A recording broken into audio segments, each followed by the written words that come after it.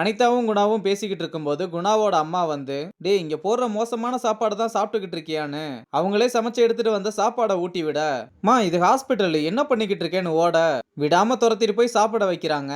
இங்க ரவி பாரதி கிட்ட நீ என் கெரியரை மட்டும் இல்ல என் லைஃபையே சேவ் பண்ணிருக்கேன்னு தேங்க்ஸ் சொல்ல, அப்ப பாரதி நான் ஒண்ணு இதை உங்களை இம்ப்ரெஸ் பண்றதுக்காகலாம் பண்ணல மாமான்னு சொல்றா. ரவியும் எனக்கு தெரியும்னு சொல்லிட்டு வேலைக்கு கிளம்ப, அப்ப பாரதியோட ஸ்கூட்டியை பார்த்துட்டு பாரதியும் நம்ம கூட கூப்பிட்டு போகலாம்னு சொல்லிட்டு பெட்ரோல் டியூபா கட் பண்ணி விட்டுறான். அப்புறம் எதுவுமே நடக்காத மாதிரி வாட்ச்மேன் கிட்ட பேச்சு கொடுக்கற மாதிரி வெயிட் பண்ணிக்கிட்டு இருக்க, அப்ப பாரதி நடந்து வர ஸ்கூட்டி என்னாச்சுன்னு கேக்குறான். என்னன்னு தெரியல வண்டி ஸ்டார்ட் ஆகவே மாட்டுதுன்னு சொல்ல, வாட்ச்மேன் கிட்ட வண்டி சாவியை கொடுத்து வண்டியை வேலை பார்த்து வைக்க சொல்லிட்டு, நீயும் ஹாஸ்பிட்டலுக்கு தானே போற நம்ம 2 பேரும் சேர்ந்தே போயிடலாம்னு வண்டியில ஏறி உட்கார சொல்லிட்டு கிளம்புறாங்க. இதுல இருந்தே பாரதி மேல ரவிக்கு லவ் வந்துருச்சுன்றது தெரியுது. இங்க ஹாஸ்பிட்டலுக்கு மீரான்ற ஒரு மாடல் பொண்ணு முகத்துல சுடுதண்ணி தெரியாம பட்டு ஒரு பக்கம் முகமே வெந்து போய் வர, நம்ம பசங்களும் ட்ரீட்மெண்ட் ஸ்டார்ட் பண்ண ரதி வந்து என்னன்னு பாக்குறாங்க.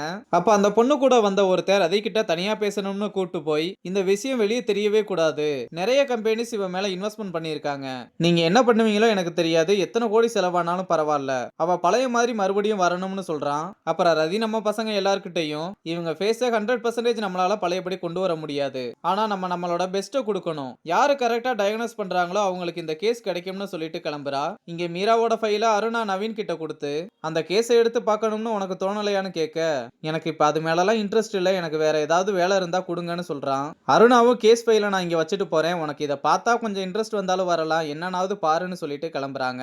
இங்க மீரா கூட வந்தவன் யார்கிட்டயோ போன் பேசிட்டு வந்து, நீ மட்டும் கொஞ்சம் கேர்ஃபுல்லா இருந்திருந்தா நான் இப்படி கண்டவங்க கிட்ட எல்லாம் பதில் சொல்லிக்கிட்டு இருக்க தேவையில்லைன்னு சொல்லிக்கிட்டு இருக்க. அதுக்கு மீரா என்னது என்னாலயா, அது சரி நீ தான் சரக்கு அடிச்சிட்டா உனக்கு என்ன நடந்ததுன்னே தெரியாதுன்னு சொல்றா.